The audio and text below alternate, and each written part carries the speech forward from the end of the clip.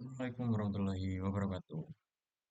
Baik, perkenalkan nama saya Nika Maulana Pramudi dengan NRP 5017231082 dari kelas Vulkanologi A. Baik, di sini saya akan melanjutkan pembahasan saya mengenai buku Gunung Api Purba. Di mana di sini saya akan membahas tentang bab 5, yaitu batuan gunung api. Oke, sebelum kita uh, lebih jauh, kita awali dengan pembukaan dulu, yang mana penggunaan kata batuan, dia itu mencakup bahan bentukan alam dari bahan lepas hingga yang sudah membatu. Fokus bahasan adalah batuan gunung api yang segar, tidak dalam kondisi lapuk atau teralterasi. Batuan gunung api ini banyak terdapat di Indonesia, namun pembelajaran tentang asal-usulnya ini masih terbatas. Sebagian dipelajari dalam petrologi batuan beku dan sedikit dalam konteks batuan sedimen. Oke, lanjut. Yang pertama kita dasar-dasar penamaan batuan. Jadi sebelum memberikan nama pada suatu batuan, langkah awal adalah melakukan pemberian. Jadi penamaan berdasarkan pemberian itu disebut deskriptif. Sementara analisis asal-usul batuan itu yang dijadikan dasar penamaan itu ya disebut genesis. Nah, jika kedua metode tersebut digabungkan, maka disebut penamaan kombinasi deskriptif dan genesis. Nah, dalam melakukan pemberian dan penamaan batuan juga diperhatikan metode pendekatan yang secara garis besar itu dibagi menjadi tiga, yaitu pendekatan secara mata telanjang atau megaskopis. Yang kedua ada pendekatan secara mikroskopis, dan yang terakhir ada pendekatan secara kimia. Nah, dalam penamaan batuan secara deskriptif ini sebagai parameter umum pemberian, yang pertama ada warna, lalu ada teksturnya, lalu ada strukturnya, dan komposisi batuan. Oke, dalam penamaan batuan deskriptif, parameter umum itu meliputi warna, tekstur, struktur, dan komposisi.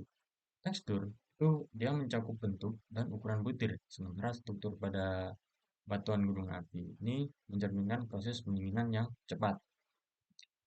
Nah, lalu untuk komposisi, dia dapat berupa mineralogi atau kimia, dan penamaan batuan dapat berdasarkan satu atau beberapa parameter. Contoh, penamaan termasuk karbonatit untuk batuan yang lebih dari 50% mineral karbonat, atau andesit untuk untuk batuan gunung api berwarna abu-abu dengan karakteristik tertentu. Nama tambahan dapat ditambahkan jika ada parameter yang menonjol. Contohnya andesit peroksen atau andesit porfiri. Nah, geolog dapat berlatih dan berdiskusi untuk menguasai penamaan ini. Penamaan batuan secara genesis ya melibatkan analisis sumber, proses pembentukan, lalu ada umur juga, dan lingkungan pengendapan. Sumber batuan gunung api, sumber batuan gunung api modern seperti di Kalurang jelas berasal dari gunung api berapi. Namun, untuk batuan yang lebih tua, penelitian mendalam sangat diperlukan.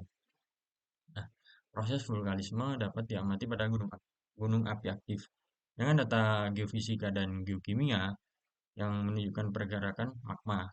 Jadi, observasi visual erupsi dan deskriptif bahan yang membeku membantu memahami genesis batuan.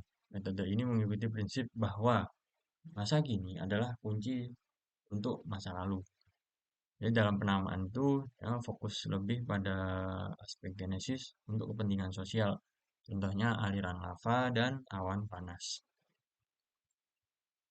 Nah, penamaan batuan gunung api ini juga dapat dilakukan secara deskriptif dan berdasarkan genesis. Contohnya tadi dengan andesit, yang mana dia dari gunung api Merapi dengan bentuk erupsi kubah lava atau dapat disebut sebagai kubah lava andesit Gunung Merapi. Untuk batuan gunung api tua dengan sumber yang tidak jelas, jadi penamaan itu bisa menggunakan lokasi seperti halnya aliran lava bantal, basal, piroksen, watu adem. yang mencerminkan proses dan struktur serta tempat penemuan batuan tersebut itu berada di Batu Adek. Oke, selanjutnya kita beralih ke pengertian batuan gunung api. Jadi gunung api sendiri itu atau nama lainnya itu vulkan adalah tempat atau lubang tempat batuan pijar atau gas. Biasanya kedua-duanya dia keluar ke permukaan bumi dan bahan padat yang terakumulasi di sekeliling lubang membentuk bukit atau biasanya gunung. Nah, ini pendapat diambil dari McDonald tahun 1972. Batuan pijar dan gas di sini adalah magma. Sedangkan lubang tempat keluarnya magma itu dia disebut sebagai kawah dengan lebar kurang dari 2 km atau biasanya kaldera gunung api yang lebarnya itu dia atau diameternya itu lebih dari sama dengan 2 km. Oke, jadi batuan gunung api ini dia terbentuk dari aktivitas vulkanik, baik dia secara langsung maupun tidak langsung. Aktivitas ini dia mencakup erupsi magma ke permukaan melalui kawah atau kaldera. Nah, pengertian langsung berarti bahan erupsi ini yang membantu di tempatnya atau biasa disebut in situ. Sedangkan tidak langsung dia mengacu pada batuan yang telah mengalami perombakan akibat vulkanisme, sedimentasi ulang, atau aktivitas tektonika. Oke, jadi tadi definisinya, lalu kita ke ciri fisiknya. Jadi warna batuan gunung api itu dia bervariasi. Nah, berdasarkan komposisi kimianya dan mineralnya, yang pertama itu ada warna gelap dan dia itu komposisinya itu basa. Lalu ada abu-abu, dia untuk menengah yaitu antara basa dan asamnya itu seimbang. Dan ada terang, ya untuk komposisi asam. Nah, di sini ada yang berbeda, yaitu batu obsidian, yaitu sifatnya asam, namun dia tetap hitam. Dan struktur batuan api mengikuti hukum batuan beku dan mencerminkan proses pendinginan magma, seperti masif, berlubang, dan adanya rekahan. Sementara batuan bertekstur klastika yang mengikuti hukum batuan sedimen, seperti pelapisan bedding dan silang siur. Nah, oleh karena itu, batuan gunung api ini sebaiknya dianggap eh, sebagai kelompok tersendiri di antara batuan beku dan batuan sedimen, sejalan dengan proses vulkanisme yang menghubungkan keduanya.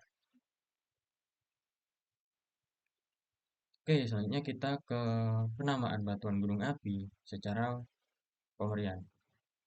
Jadi tadi telah disinggung di atas bahwa secara proses vulkanisme dan sekaligus secara fisik batuan gunung api, dia dibagi menjadi dua kelompok besar. Yang pertama itu adalah lava coherent dan batuan kelas 3 gunung api. Nah, lava coherent ini dia pada hakikatnya adalah batuan beku masif, yaitu magma yang membeku di dalam permukaan atau dengan sebutan lain batuan beku intrusi dangkal. Dan magma yang membeku di permukaan ini biasanya disebut dengan batuan beku luar. Nah, batuan kelas 3 gunung api ini adalah seluruh batuan gunung api yang mana dia mempunyai tekstur plastika atau yang tersusun oleh bahan butiran yang berasal dari kegiatan gunung api. Oke, kita masuk ke lava coherent. Jadi dalam melakukan pemberian secara deskriptif terhadap lava coherent, kita mengacu pada dasar-dasar peteorologi batuan beku atau batuan yang ada di luar. Jadi parameter pokok deskriptif ini sendiri adalah yang pertama itu ada warna, ada tekstur, struktur, dan komposisi. Nah, warna lava koheren ini juga dipengaruhi oleh komposisi batuan gunung api dan juga proses pendinginan magma itu sendiri. Jadi batuan ini bervariasi mulai dari warna gelap untuk komposisi basah dan untuk komposisi menengah itu dia berwarna abu-abu, lalu hingga sampai warna terang yang mana dia ini mempunyai komposisi bersifat asam. Nah, untuk yang pertama ini komposisi basah, yaitu mempunyai kandungan yang kaya akan mineral Fe dan Mg. Yang sebagai kan mengandung olivin, dan juga piroksin dan plagioklas Ca. Lalu yang kedua ini ada komposisi menengah, yaitu piroksen, amfibol, dia juga eh, plagioklas asam, plagioklas menengah, lalu dia sedikit alkali feldspar dan kuarsa. Nah, yang terakhir ini ada komposisi asam. Nah, dia hornblende, biotit, muskovit, plagioklas asam, alkali feldspar, dan kuarsa. Mineral olivin, piroksin, amfibol, dan biotit, dia termasuk pada kelompok mafik. Sedangkan plagioklas alkali feldspar dan kuarsa, dia termasuk ke dalam kelompok Elsik. Nah, berikut adalah tabel di mana dia ini memberikan pemberian dan penamaan lava koheren secara megaskopis atau bisa dilihat secara mata telanjang. Nah, bisa dilihat di nomor satu ini ada batuan basal, dia warnanya itu hitam. Dan secara tekstur dia porfiriavanit, avanit, fitofir, gelas. Juga di bawahnya ini ada andesit basal, dia berwarna abu-abu gelap. Dan disusul di bawahnya. Oke, selanjutnya kita beralih ke batuan klastika gunung api. Jadi, berdasarkan pendapat para ahli, batuan klastika gunung api ini adalah dia itu batuan bertekstur klastik yang dia meliputi breksi, lalu konglomerat, batu pasir, lanau, dan batu lempung. Nah, istilah pasir, lanau, dan juga lempung hanya mengacu pada ukuran butirnya saja. Jadi bukan sebagai batuan sedimen epiklastika. Nah, nama-nama dapat ditambahkan dengan parameter seperti kemas, sortasi, warna, dan juga stacking. Misalnya, breksi gunung api dengan kemas terbuka, ya disebut sebagai breksi kemas terbuka. Atau batu pasir dengan struktur berlapis, biasanya disebut batu pasir berlapis. Hanya kita penamaan batuan gunung api secara genesis. Oke, jadi proses vulkanisme dia ini membagi batuan gunung api ini dia menjadi dua kelompok besar dan hampir sama seperti secara itu tadi dia ada lava koheren dan juga batuan plastika. Dan di sini kita mulai dengan penjelasan proses dan juga nama, lalu diikuti dengan ciri-ciri litologi. Oke, yang pertama ini lava koheren. Jadi lava koheren ini dia terbentuk dari pergerakan magma ke permukaan bumi. Kenapa terjadi melalui erupsi efusif atau dia magmanya bersifat kental. Jadi pembukaannya itu dia di dekat permukaan. Magma yang membeku dekat permukaan ini dikenal sebagai batuan beku intrusi dangkal. Jadi pembukaan ini jadi karena dapat magmanya sendiri ini dia dapat membeku sebelum mencapai permukaan atau biasanya tersisa setelah erupsi. Dan terdapat beberapa jenis batuan subgunung api seperti retas, sil, dan juga leher gunung api, volcanic necks. Semua ini dia termasuk dalam kategori batuan beku intrusi dangkal atau hypabisal rocks. Oke, kita lanjut ke retas. Jadi sub batuan gunung api ini, jadi dia ini sebagai batuan beku terobosan. Nah, retas sendiri ini adalah salah satu ciri litologi penting yang meliputi bentuk geometri, kontak dengan batuan samping, warna, tekstur, struktur, dan komposisi. Geometri dapat diamati melalui penginderaan jauh dan peta.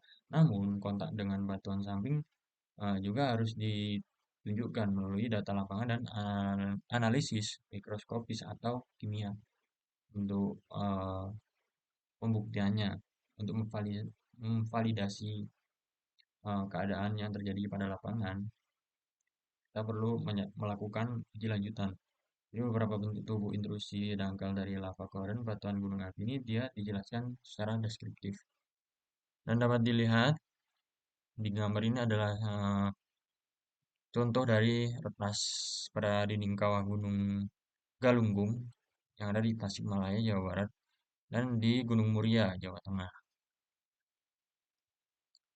Oke, lanjut kita ke kubah lava. Jadi kubah lava ini adalah salah satu bentuk tubuh intrusi dangkal dari lava koheren batuan gunung api yang dijelaskan secara deskriptif.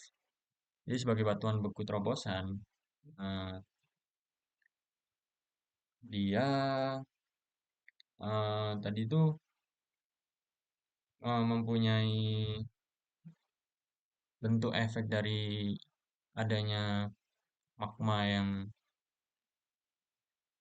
susah keluar, magma yang bertemu dengan air lalu membuat uap yang mana dia bertekanan lalu dia akhirnya naik ke permukaan dan membentuk kubah. Hanya ada leher gunung api dan sumbat lava. Nah, leher gunung api dan sumbat lava ini adalah fitur penting dari aktivitas vulkanik. Leher gunung api ini terbentuk dari magma yang mengeras di dalam saluran vulkanik. Sementara sumbat lava, dan ini terbentuk ketika sebuah jalur lava atau jalur magma ini ketika lava yang kental ini dia menyumbat saluran erupsi. Jadi kedua elemen ini dia memiliki karakteristik litologi yang penting seperti bentuk geometri, kontak dengan batuan samping, warna, tekstur, struktur, dan komposisi. Geometri layar gunung api dan sumber lava dapat diamati melalui penginderaan jauh dan peta. Selanjutnya kita beralih ke batuan plastika gunung api. Nah, batuan beku Nah, batuan plastika ini dibagi menjadi beberapa jenis. Yang pertama ini ada batuan beku autoklastika. Nah, dia ini adalah lava koheren yang mengalami fragmentasi cepat saat bersentuhan dengan material dingin, seperti batuan dasar atau air. Nah, fragmentasi ini menghasilkan reaksi autoklastika yang memiliki ukuran kasar dan bentuk meruncing. Ciri khasnya ini adalah tekstur plastika dengan komposisi fragmen dan juga matriks yang homogen berasal dari magma yang sama. Oke, selanjutnya ada batuan piroklastika. Jadi dia ini adalah batuan gunung api klastik yang terbentuk dari letusan magma pijar. Banding dengan itu, batuan hidroklastika ini berasal dari letusan uap air yang membongkar batuan tua. Uap air ini bisa berasal dari air bawah tanah atau permukaan tanpa melibatkan bahan dari magma. Jadi ya ini murni em, karena air yang berinteraksi dengan magma yang ada di bawah. Jadi letusan freatomagmatis ini juga merupakan salah satu transisi antara letusan magmatis dan juga freatik. Selanjutnya ada batuan kataklastika. Itu mana batuan gunung api bertekstur plastik, di mana dia ini terbentuk akibat terkena proses deformasi karena tersesatkan atau terlongsorkan dalam jumlah yang sangat besar. Tapi ya disebut sebagai mega landslides atau juga gigantic landslides. Di guguran kubah lava yang sudah terbentuk, dia ini tidak membentuk aliran piroklastika, tapi juga dikelompokkan sebagai batuan klastika kata klastika, sekalipun skalanya ini lebih kecil. Batuan kata plastika sebagai akibat sesar sering disebut sebagai breksi sesar untuk fraksi kasar atau biasanya juga milonit. Dan salah satu jenis batuan klastika yang terakhir itu ada batuan epiklastika. Karena batuan gunung api ini ada batuan klastik yang terbentuk dari pengerjaan kembali antara yang terjadi dari proses endapan gunung api yang sudah ada. Jadi dia ini meliputi proses pelapukan, erosi, dan juga transportasi lalu ada redeposisi. Jadi ketika batuan plastik ini sudah ada, jadi dia terkena efek endogen, yang mana dia terkena erosi, pelapukan, transportasi, dan juga redeposisi. Jadi batuan ini dapat terbentuk dari endapan yang belum terlapuk atau segera setelah letusan. Jadi endapan piroklastika di lereng gunung api ini juga mudah tererosi saat hujan. Contohnya itu ada di endapan lahar. Oke, lanjut. Selanjutnya kita beralih ke penamaan batuan tuf. Dan ini kita pengertiannya secara deskriptif. Jadi tuf ini adalah batuan gunung api klastik dengan ukuran butir kurang dari ukuran pasir. Dan terdiri dari gelas, kristal, dan juga fragmen batuan. Jadi mereka ini juga dapat diklasifikasikan berdasarkan yang pertama ini ada ukuran butir, yang mana ada tuf kasar dan tuf halus. Yang kedua ada komposisi butir, yang ada tuf gelas, kristal, batu, gelas kristal, dan juga tuf kristal batu. Untuk yang ketiga ini ada komposisi kimia. Yang pertama itu ada tuf riolit, tuf dasit, tuf andesit, tuf andesit basal, dan tuf basal. Dengan masing-masing kandungan SiO2-nya itu berbeda-beda. Terus yang terakhir ini ada dominasi pungis atau diaskoria. Yang pertama itu ada tuf batu apung, lalu yang kedua ini ada tuf skoria. Oke, sekarang itu pengertian secara genesis. Nah, secara genesis atau dia secara asal-usul, tuf ini adalah batuan yang tersusun oleh bahan hasil kegiatan eh, letusan gunung api, baik dia secara primer atau secara langsung maupun secara sekunder atau tidak langsung. Dan dia ini berbutir halus, diameternya kurang dari 2 mm, yang biasanya disebut abu atau debu gunung api. Nah, untuk yang pertama ini ada dia tersusun dari bahan primer, yaitu ada tuf piroklastika. Nah, yang pertama ini ada tuf aliran piroklastika, tuf jatuhan piroklastika, tuf seruakan piroklastika, tuf terlaskan, dan dapat termasuk tuf aliran piroklastika atau biasanya tuf jatuhan. Yang sekunder ini ada tuf turbidit dan tuf fluviatil. Oke, jadi permasalahannya sendiri ini ada di sandi tuff ini merujuk pada dua jenis. Yang pertama itu tuf pasir, yang mana dia ini terdiri dari abu gunung api berukuran butir pasir. Yang kedua ini ada tuf pasiran, ini mengandung abu gunung api dan bahan non gunung api ukuran pasir. Tetapi komposisi dan sumber bahan tambahan dia yang tidak jelas.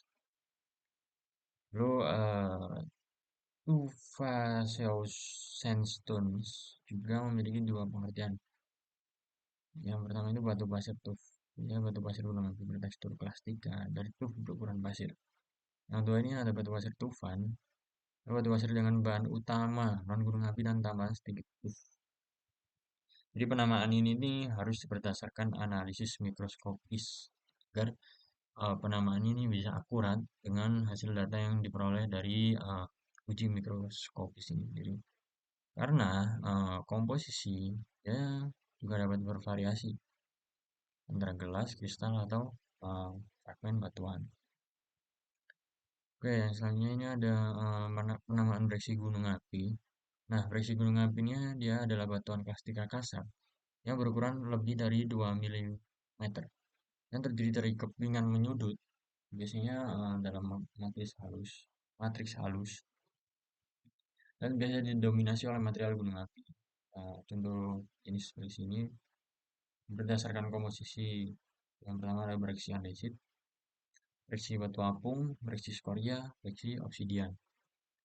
Tuflafili, tuflapili adalah batuan klastik gunung api dengan bahan utama abu gunung api, mana diameternya ini kurang dari 2 mm dan tambahan lapili. Diameternya berkisar antara 2 sampai 64 mm.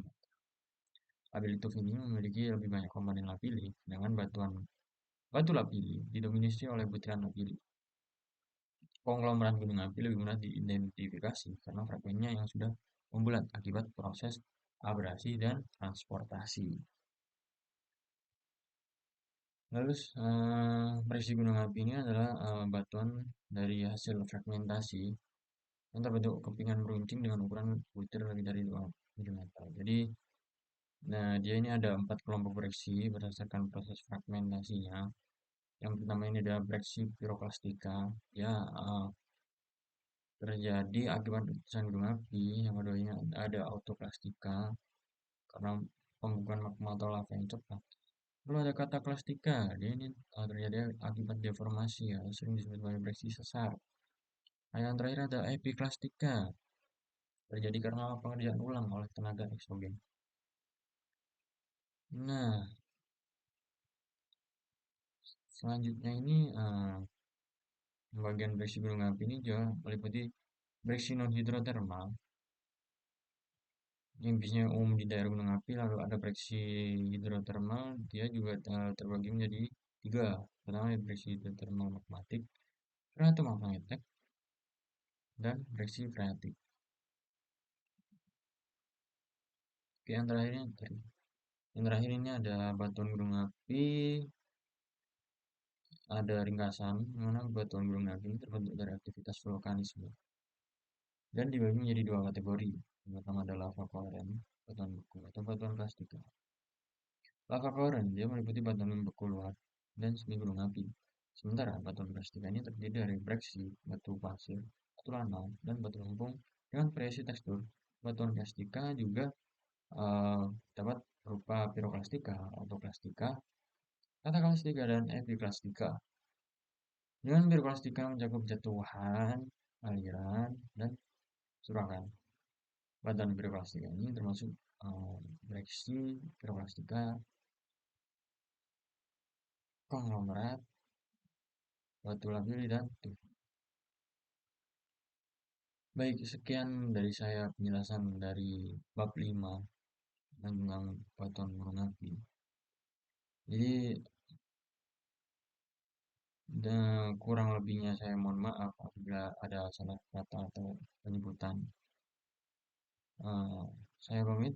Assalamualaikum warahmatullahi wabarakatuh. Terima kasih.